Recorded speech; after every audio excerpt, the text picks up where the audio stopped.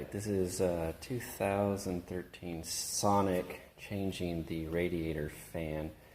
So this is the bad fan. I thought it was going to be a little bit of a process, but 2 screws.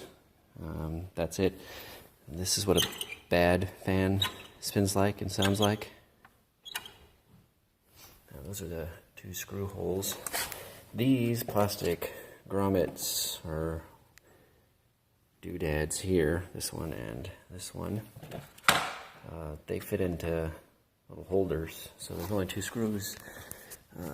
Screw number 1 right here. Screw number 2. That guy, can't really put my finger down on him. Let me see. Right there.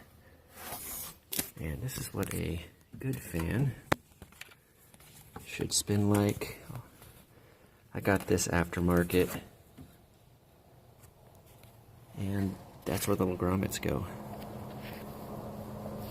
1 and 2 down there. Super simple. I only had to remove this, but it's 2 screws, 10 mil, and those 2 screws are